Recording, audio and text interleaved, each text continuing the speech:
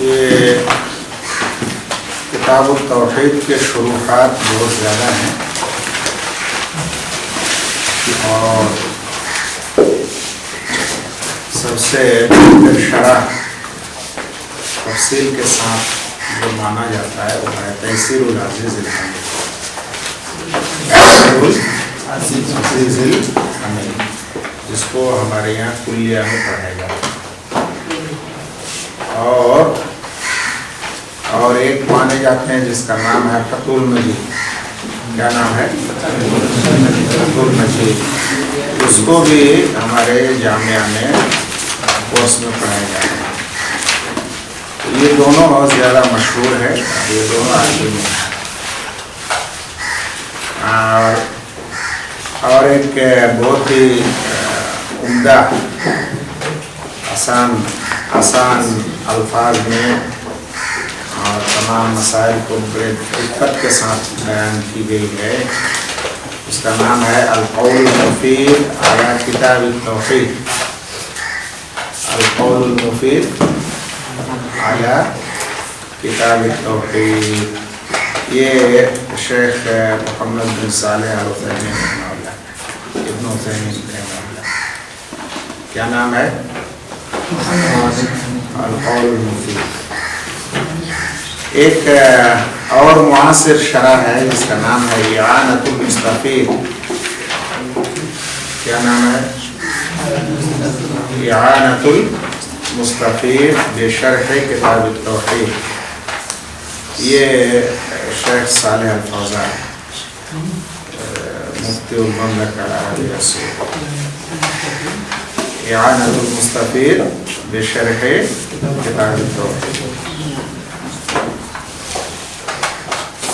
اس کے علاوہ بھی بہت سارے کتابیں ہیں، خاص کر کے صوتیات کا مفہوم ہوتا ہے ریکارڈنگ، درس جو علماء نے درس دیا ہے اس کتاب کا، اور یہ ریکارڈ کیا ہوا ہے، چاہے ویڈیو ریکارڈ ہو یا آڈیو ہو۔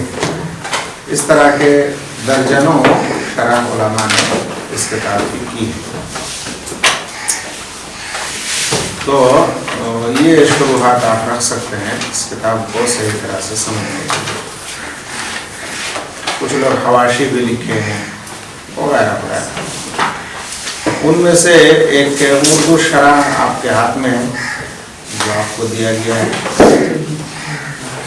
تقسیم والتقعید للقول المفید شرح کتاب التوحید۔ یہ اصل میں فضیلت الشیخ حیثم بن محمد جمیل السرحان اس شیخ کا ہے۔ اس شیخ کے درس میں میں بیٹھا ہوں، ایسا مجھے غالب گمان یہ ہے کہ اس کے درس میں میں بیٹھا ہوں، اسی کتاب التوحید کے ایک دو درس میں بیٹھا ہوں، اور جس کو ترجمہ کیا ہے، یعنی عربی کتاب کا ترجمہ کیا ہے ایک پی ایچ ڈی کرنے والے طالب علم ڈاکٹر محفوظ الرحمان۔ کو پتہ چلا کہ یہ نیپال کے، کہاں کے ہیں؟ نیپال کے۔ اور اس کا مراجعہ جو کیا ہے شیخ محمد اشفاق سلفی مدنی ہے، جو بہار کے بلکہ ہندوستان کے بہت ہی مشہور عالم ہیں۔ اس سے کیا پتہ چلا؟ اس سے پتہ یہ چلا کہ اگر کوئی کتاب کا شرح کوئی کرتا ہے تو دوسرے کو نظر ثانی کرنا چاہیے۔ ماتا موٹا کچھ سمجھے گا کہ نہیں؟ جی ترجمہ کر دیا ہے، اب کیا نہیں، کیا غلطی کیا ہے نہیں کیا ہے کیسے پتہ چلے گا؟ اپنے سے کوئی بڑا شخصیت یا بڑا عالم سے کیا کرنا چاہیے؟ مراجعہ کرنا چاہیے، نظر ثانی کرانا چاہیے، نہ کہ میں لکھ دیا تو ختم اور کوئی اس میں ہاتھ نہیں دے گا۔ یہ تب ہوتا ہے جب علامۃ الدار بنتا ہے، ابھی تو انشاء ہی نہیں ہوتا، نظر ثانی نہیں ہوگا جی، تو کتنا ہی بڑا مترجم کیوں نہ ہو اس کا نظر ثانی ہونا چاہیے، اور اس نظر ثانی کے ساتھ اس کتاب کو چھپائی ہوئی۔ اس کتاب کو آپ لوگ دھیان سے ایک ایک بات پڑھیں گے، اور اردو میں چونکہ ہے اس لیے آپ مسئلے مسائل کو आसानी से इंशाअल्लाह अच्छा समझ जाएंगे। लेकिन इतना पढ़ाने का वक्त हम लोगों के पास नहीं। ये दौरा में हरफन इस तरह से बताया नहीं जा सकता, इसलिए जो अहवाल उसमें है आपको जो जिसकी ज़रूरत है आप उसको लेंगे और पढ़ेंगे और मुताला के लिए रख लेंगे।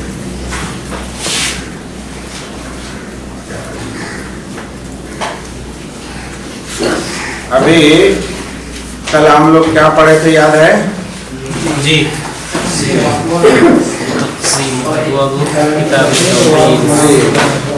तो रईसी किस्म कितना है? दो ही। एक क्या है और दूसरा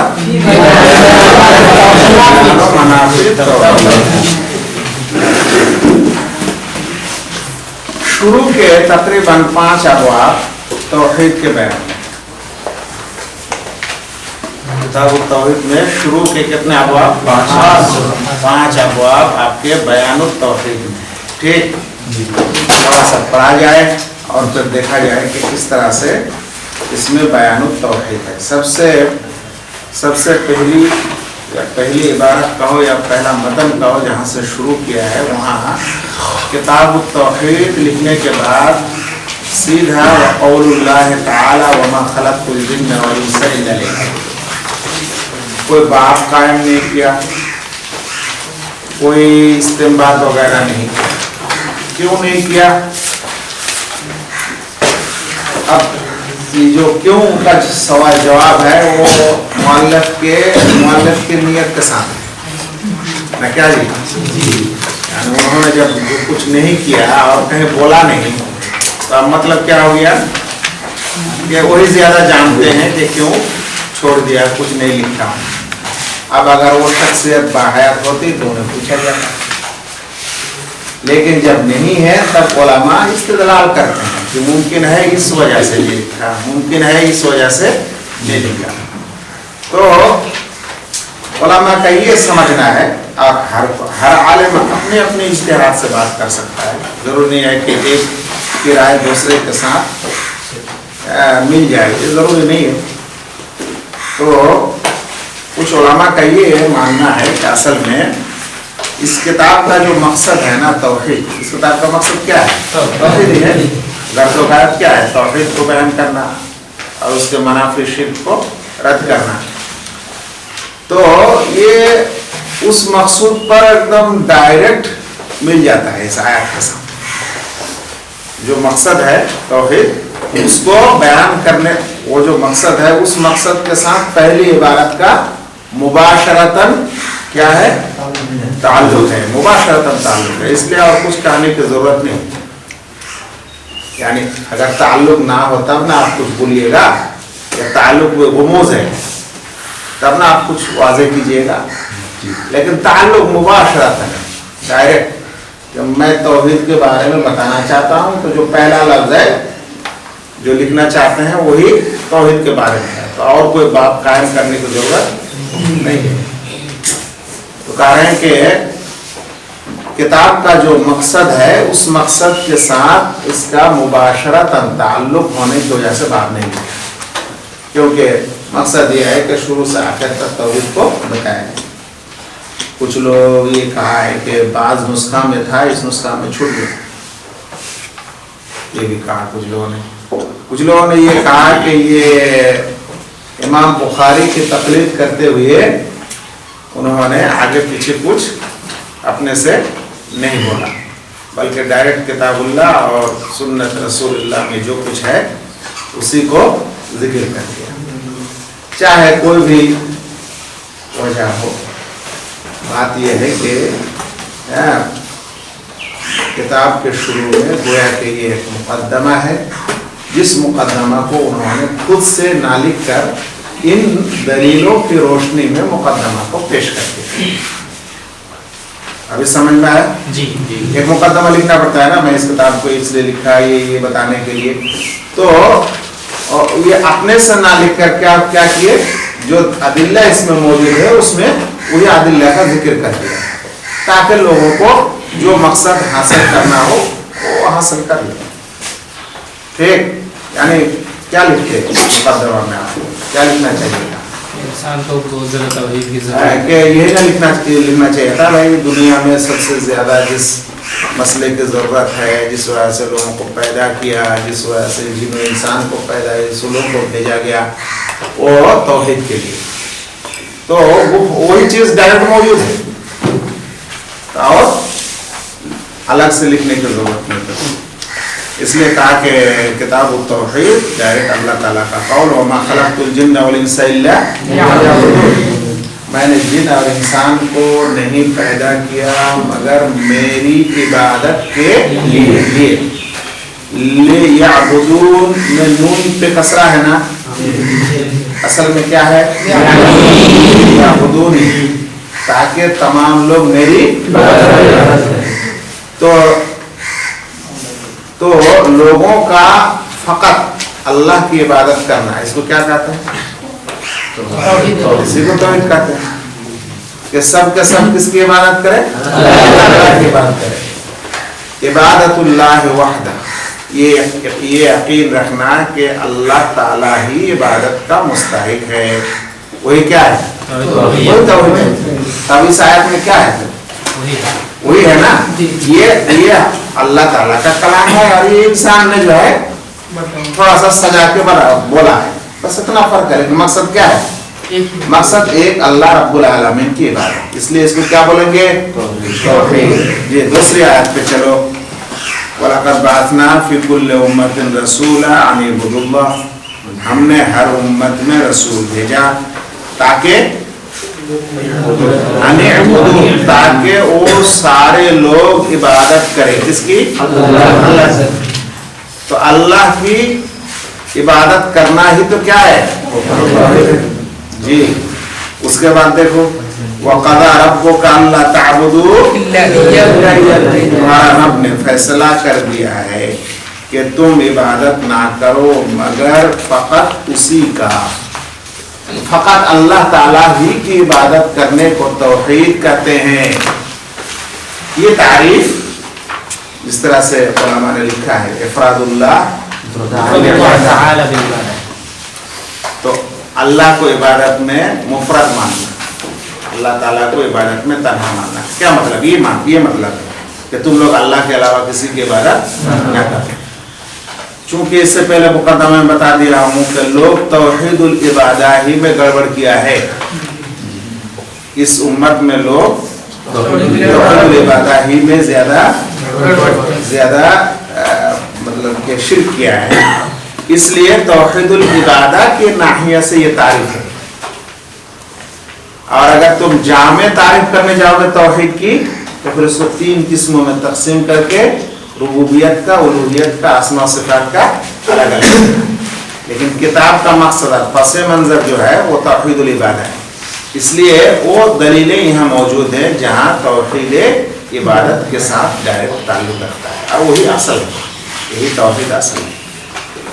تمہارا یہ ترجمہ والی کتاب میں صفحہ نمبر 13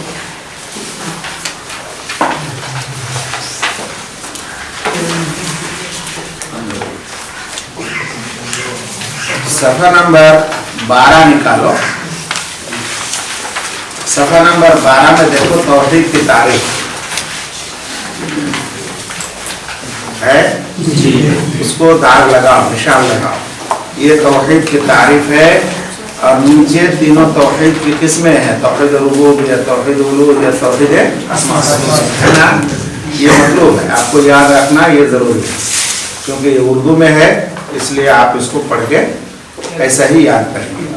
دیکھو توحید کی 2 تعریف کیا ہے, ایک لغوی اور ایک اصطلاحی. کہا کہ شریعت میں اللہ تعالیٰ کو اس کے تمام خصوصیات میں توحید ربوبیت, الوہیت اور اسماء و صفات میں ایک ماننا. یہ بھی ایک توحید کی تعریف ہے کہ اللہ تعالیٰ کو اس کی تمام خصوصیات میں ایک ماننا. اب خصوصیت کا مطلب ہوتا ہے ربوبیت, الوہیت اور اسماء و صفات. پھر اس کی تفصیل نیچے کی گئی ہے. ٹھیک جی جی, یہ مطلوب ہے. یہ ہمیشہ ہر طالب علم کو دنیا میں آخری دم تک توحید کا معنی اور یہ تقسیم یاد رہنا چاہیے. और अगर आपको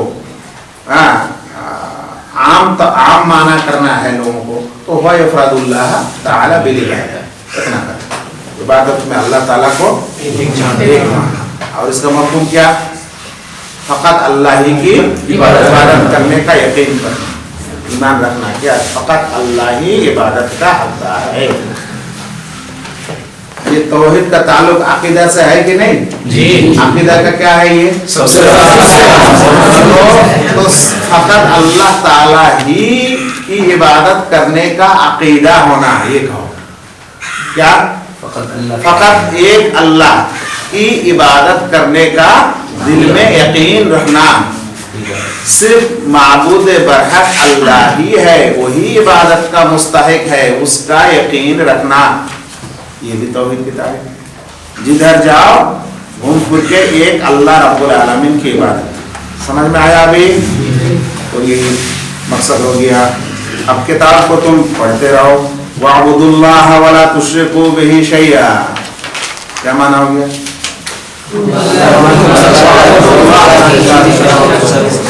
तुम सब इबादत करो अल्लाह की, सब अल्लाह की इबादत करिए। जिस तरह से ला इलाहा इल्लल्लाह का दो जुज होता है, एक नफी और एक इस्बात।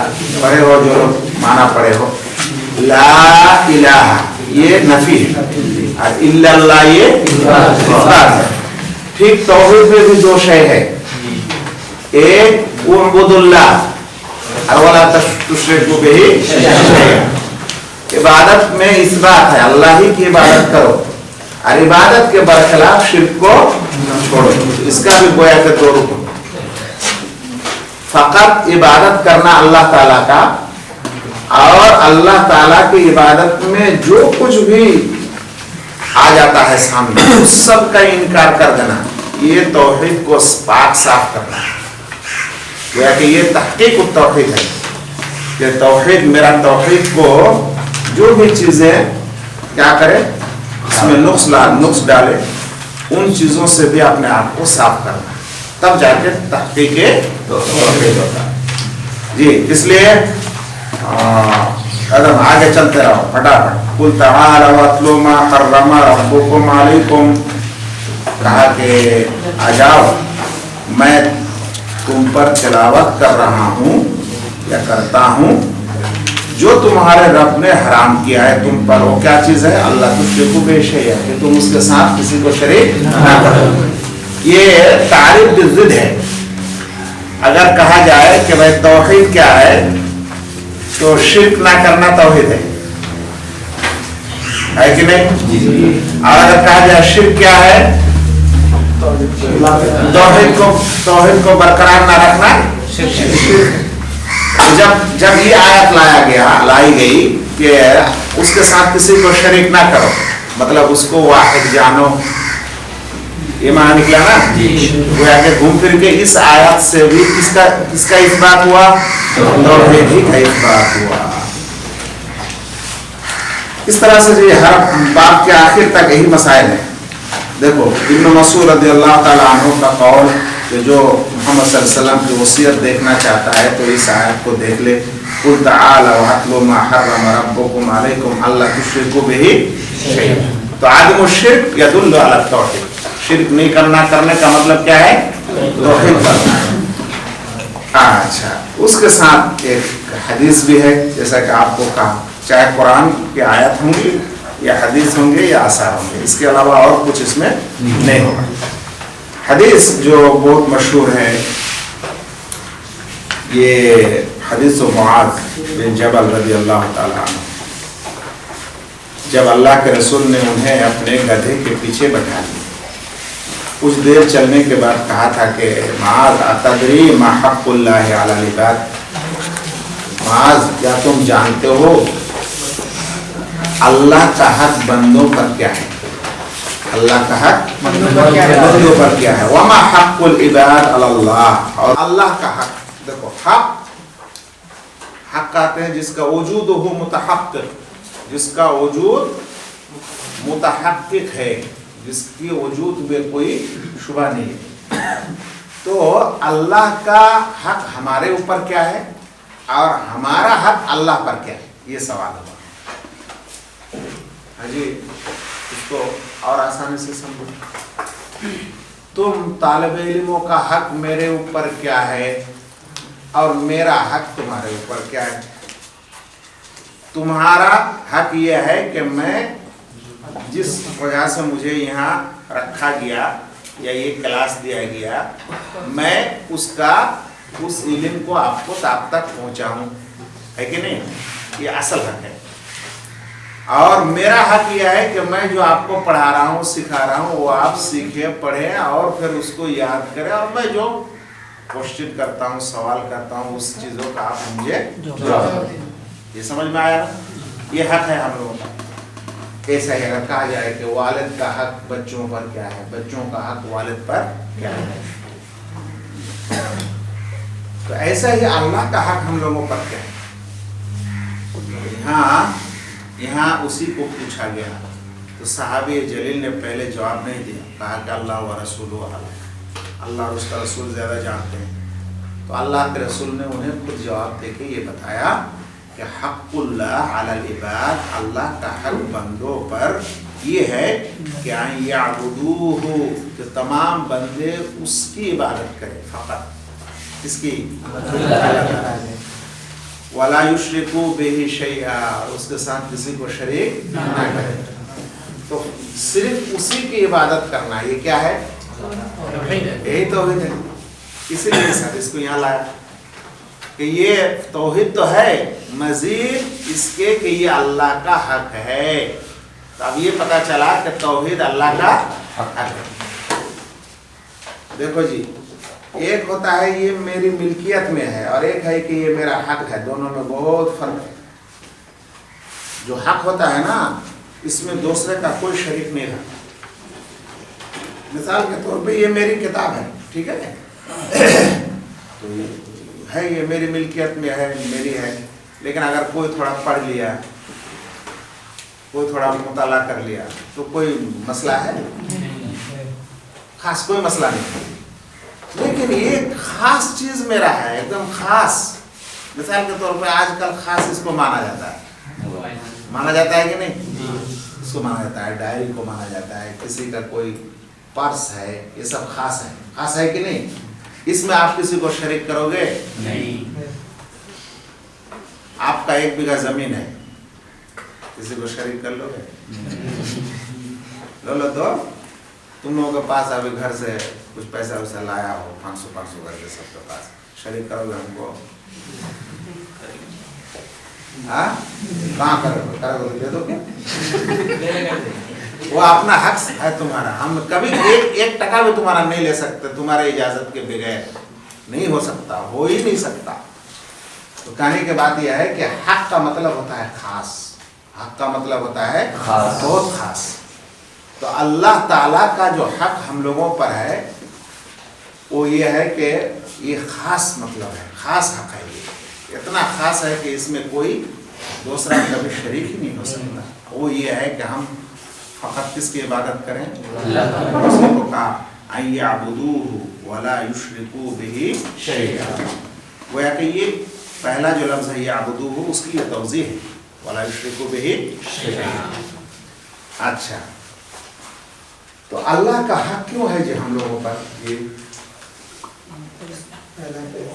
جی گڈ، اس لیے کہ انہوں نے ہمیں پیدا کیا، ہم کو آدم سے وجود میں لایا، ہم کو دنیا میں بڑا کیا، ہمارا رزق، ہماری جو بھی ضرورت ہے ان تمام ضرورتوں کو پورا کیا۔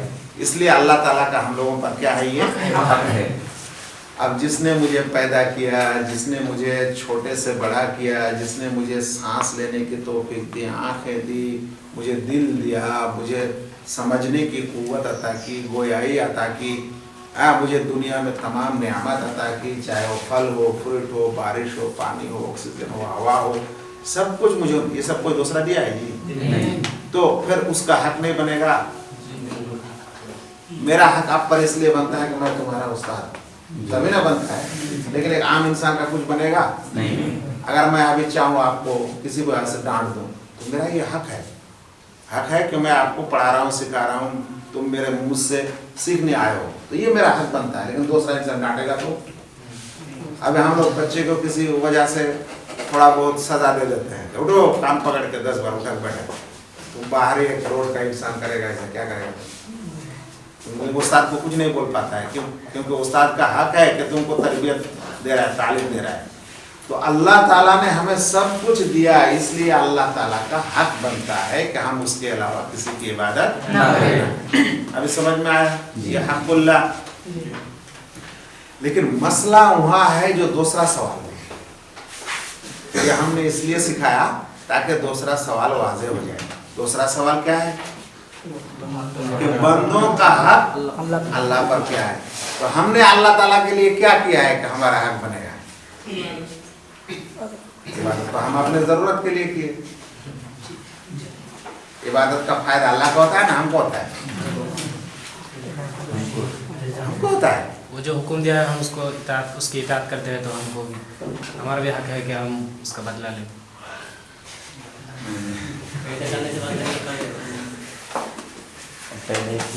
यानी अल्लाह ताला का हक है, ये तो समझ गया। लेकिन हमने अल्लाह पर क्या एहसान किया है, खल्क में, ईजाद में, मुल्क में, तदबीर में, रिज्क में, क्या हमारा हक बनेगा भाई? हम लोग किसी इबादत करते हैं, अल्लाह पर हम लोगों का किसी चीज़ में हक नहीं है, लेकिन दरअसल अल्लाह का हुक्म हमने माना तो एहसान करके वो अपने आप पर हक समझ दिए हैं, हक बना दिया। वो बच्चा कुछ बोलना चाहा, हम समझ गए। तो हकीकत ये है कि बंदों का अल्लाह पर कोई हक नहीं बनता, हकीकत में कोई हक नहीं बनता, क्योंकि हम मुकम्मल अल्लाह ताला की नेमत का पुतला है। एक तरफा तो आइन अगर अल्लाह हमसे क्या कर ले, मतलब कि एराज कर ले, नाउज़ुबिल्लाह, जो मतलब सही नहीं है, यानी अल्लाह ताला हमें देखभाल ना करना चाहे तो हम खत्म दुनिया से। नहीं जी, अब दुनिया मान लीजिए अल्लाह ताला ने ऑक्सीजन अगर छीन लिया दुनिया से, तो कितना मिनट बचोगे? अभी जबरदस्त जलजला पूरी दुनिया में, जबरदस्त जलजला पूरी दुनिया में, कितना मिनट लगा? आधा मिनट नहीं लगेगा, सब दब के चला जाएगा। अल्लाह ने चाहा गिरा दे आसमान को। तो हकीकत तो ये है कि हम सब अल्लाह ताला की नेमत के पुतले हैं। हमारा अल्लाह ताला पर कोई ऐसा नहीं है। तो फिर भी अल्लाह ताला ने हम लोगों को जो ये एहसान दिया, ये हक दिया, इस हक को कहा जाता है तफद्दुलन। क्या बोला जाता है? तफद्दुलन। तफद्दुलन का मतलब कि यूं ही ज़्यादती के तौर पे हमें दे दिया। हाँ, असल में हक नहीं बनता, लेकिन फिर भी अल्लाह ताला ने हमारे ऊपर एहसानन ये हक दे दिया, चलो ले लो, तुम्हारा भी कुछ हक ले लो। तो इसको अरबी में कहा जाता है तफद्दुलन। तफद्दुलन माने एहसान करते हुए, मजीद एहसान करते हुए आपने दे दिया ये हक, लेकिन असल में हक नहीं था। और एक मसला है इसका, वो ये है, इसको कहा जाता है, असल में ये हक बना है मुकाबलतन। क्या? बतौर मुकाबला के। चूंकि अल्लाह ने कहा कि मेरा हक, तो फिर इसके मुकाबला में बंदों का हक, ये मुकाबलतन है, लेकिन हकीकत में हम लोगों का कोई हक अल्लाह ताला पर नहीं है। दो बात बोला मैंने, एक तफद्दुलन व इहसान और दूसरा बोला मुकाबला। मुकाबला अस्तोर मुकाबला, यानी चूंकि उनका हक है तो मेरा भी उसके मुकाबला में हक है, वरना हकीकत में हक हम लोगों का नहीं है अल्लाह ताला। अच्छा, तो कहा कि फिर हक़्क़ुल इबाद अल्लाह, अल्लाह ताला पर बंदों का हक ये है कि अल्ला युअज़्ज़िबा मन ला युशरिक बिही शैआ, कि अल्लाह ताला अज़ाब ना दे उस शख्स को जो उसके साथ किसी को शरीक ना करे। अल्लाह के साथ शरीक जो नहीं किया, जो माना तौहीद पर रहा, तो अल्लाह ताला को चाहिए, यानी अल्लाह ताला, अब हमारा हक तब उस इंसान का तब ये हक बनता है कि अल्लाह ताला उसे क्या ना दे, अज़ाब ना दे। اب یہ کافی ہے سمجھنے کے لیے جی کہ انسان اگر دنیا میں توحید پر رہتا ہے تو انشاءاللہ وہ نجات پا سکتا ہے، گرچہ اس کے ساتھ کوئی دوسرا گناہ وغیرہ ہو، لیکن اگر توحید پہ رہا تو انشاءاللہ اس کی نجات کا سبب بن سکتا ہے انشاءاللہ۔ تو یہ ہو گیا آپ کا اصل مسئلہ۔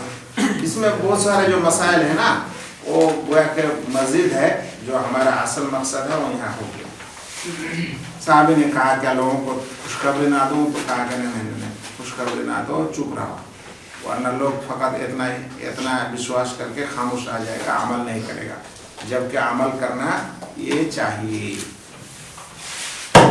یہ باب ختم، اگلا باب۔ کچھ باب ہیں جو ہم کو حذف کرنا ہے، سمجھ گیا نا باب کا مفہوم؟ توحید کا مفہوم سمجھ گیا؟ چلو دیکھتے ہیں۔ اس کے بعد باب آیا باب فضل التوحید وما یکفر من الذنوب، ہے نا جی؟ توحید کی فضیلت اور توحید ماننے سے جو گناہوں کا کفارہ ہو جاتا ہے اس کا بیان۔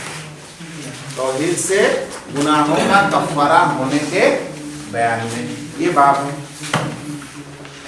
اس میں کیا ہے؟ قولہ قول اللہ تعالی الذین آمنوا ولم یلبسوا ایمانہم بظلم، جن لوگوں نے ایمان لایا اور اپنے ایمان کو ظلم سے متلبس نہیں کیا۔ یہاں ظلم سے متلبس نہیں کیا کا مطلب شرک سے متلبس نہیں کیا۔ تو شرک سے متلبس نہیں کیا تو ایمان خالص رہا، وہ ایمان خالص ہی توحید ہے۔ وہ ایمان خالص کیا ہے؟ توحید ہے۔ تو گویا کہ آیت کا تعلق کس سے ہے؟ توحید سے ہے۔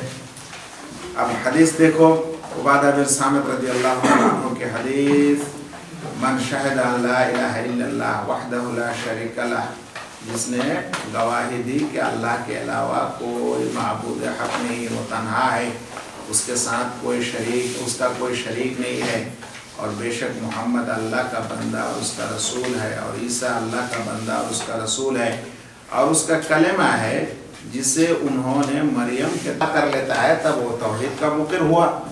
اور جیسے بولا لا الہ الا اللہ، تو اللہ کے لیے عبادت اللہ ہی کے لیے خاص کیا، اور بقیہ شرک کی نفی کر دی، اور اس کا اقرار کیا مطلب دل و جان سے اقرار کر کے اس پر رہا۔ تو اب وہی ہے جس نے اس کی گواہی دی، اس کے لیے کیا ہے؟ جنت ہے، چاہے عمل کچھ بھی ہو۔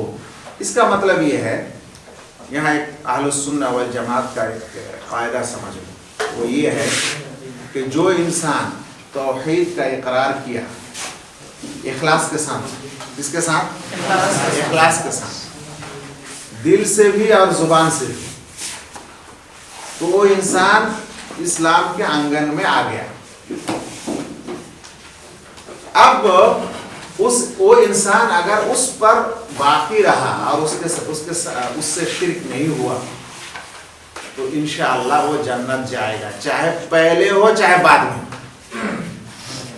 پہلے تب ہو سکتا ہے جب اقرار کر کے الحمدللہ کوئی گناہ نہیں ہوا اس سے، یا پھر توحید کو اس طرح سے مانا کہ اس میں شرک کا کوئی شائبہ نہیں آئے تو پہلے ہی چلا جائے۔ اور توحید کو مانا، توحید کے جتنے تقاضے ہیں، جو اعمال ہیں ہم لوگ کرتے ہیں، نماز روزہ حج زکوٰۃ، یہ توحید کے تقاضے ہیں، تو توحید کے تمام تقاضوں کو پورا کر لیا تو کمال توحید کو پہنچ گیا، تو جنت چلا گیا شروع میں ہی۔ لیکن اگر توحید کے تقاضوں کو میں خلل آ گیا، لیکن توحید سے ہٹا نہیں، نکلا نہیں، لیکن توحید کے تقاضوں سے کیا کر دیا؟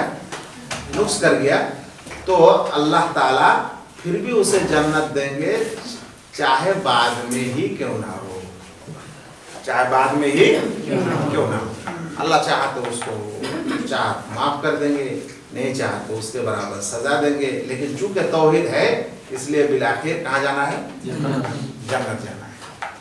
تو توحید ان حدیثوں میں جب بھی پاؤ گے لا الہ الا اللہ بولا جنت چلا گیا وغیرہ، تو اس کا مفہوم یہ ہوگا کہ اگر اس کو کہنے کے بعد یہ توحید کے تقاضوں کو پورا کیا تو انشاءاللہ پہلے ہی چلا گیا، اور اس میں اگر کوئی کمی بیشی رہی تو اللہ چاہیں گے تو اسے معاف کر دیں گے، پھر جنت دے دیں گے، ورنہ پھر اس حساب سے سزا دے کے بالآخر اس کو جنت اس کا انجام ضرور ہے۔ یہ مفہوم ہے یہ سب کے سامنے۔ لیکن توحید کے بعد شرک آ گیا تو پھر اور یہ یا پھر مکمل شرک پہ رہا تو یہ نہیں ہو سکتا۔ وَقَدِمْنَا إِلَى مَا عَمِلُوا مِنْ عَمَلٍ فَجَعَلْنَاهُ هَبَاءً مَنْثُورًا إِنَّ اللَّهَ لَا يَغْفِرُ أَن يُشْرَكَ بِهِ وَيَغْفِرُ مَا دُونَ ذَلِكَ لِمَن يَشَاءُ۔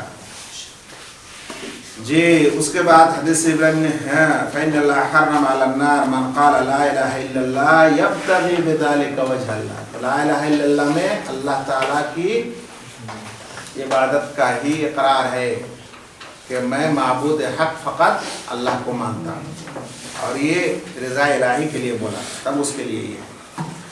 اس کے بعد حدیث ایک تھوڑی سی لمبی ہے اور اس میں بھی لا الہ الا اللہ کی فضیلت میں حدیث ہے کہ موسیٰ کو ذکر، موسیٰ علیہ السلام نے کہا اللہ تعالیٰ کو ہمیں کوئی کچھ سکھا دیجئے کہ میں آپ کا ذکر کروں، تو کہا کہ لا الہ الا اللہ بولو، کہا کہ اللہ یہ تو ہر کوئی بولتا ہے، مطلب معمولی لگا ان کو۔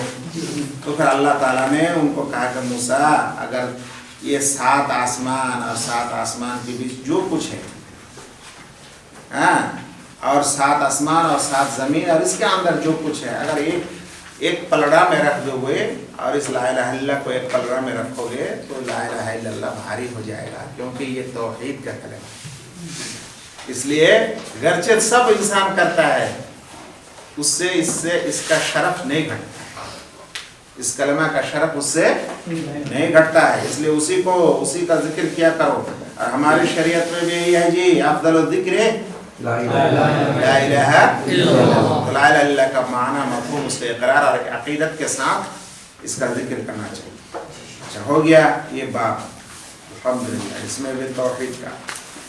ابھی آگے آپ کا من حقق التوحید دخل الجنہ بغیر حساب۔ اس حدیث میں تھوڑی سی توضیح ہمیں کرنا ہے، نہیں معلوم کتنا وقت ہے لیکن شروع کرتے ہیں، لیکن اس کا توضیح ہمیں تھوڑا زیادہ کرنا ہے انشاءاللہ۔ ابھی آپ کو بتایا تھا کہ تحقیق توحید فقط توحید نہیں ہے، بلکہ توحید کے تمام چیزوں کو بتانا، اس کو کمال توحید کہتے ہیں۔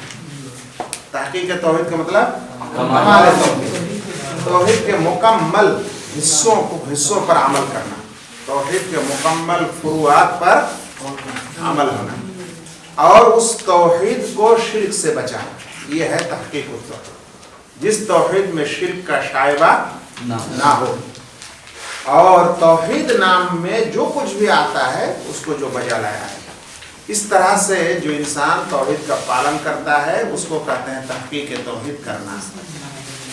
تو تحقیق توحید میں جس طرح سے توحید کو ماننا ہے، توحید کے برخلاف تمام طرح کے شرک اور کفر اور بدعات سے اپنے آپ کو دور رکھنا ہے۔ کیا بولا؟ توحید کے ضد کیا ہے؟ شرک، کفر، بدعات، یہ سب سے اپنے آپ کو دور رکھنا، پاک رکھنا، تب جا کے توحید کامل موحد یا کمال توحید تک پہنچتا ہے۔ ابھی سمجھ میں آیا؟ تو دیکھو اس تحقیق التوحید میں سب سے پہلی آیت لایا ان ابراہیم کان امۃ قانتا للہ۔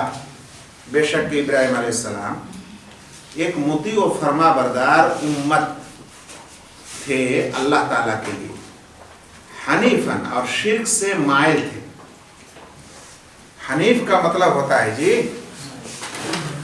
اس کو ہم دکھا رہے ہیں تاکہ ہمیشہ یاد رہے۔ دیکھو تو حنیف کا مطلب ہے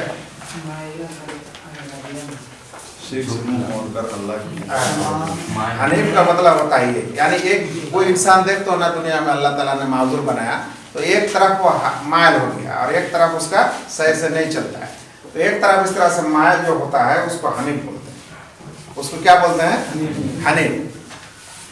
پانی کا نل جانتے ہو نا، پانی کا نل ایسا ٹوٹے ایسا رہتا ہے نا، اس کو حنفیہ کہا جاتا ہے۔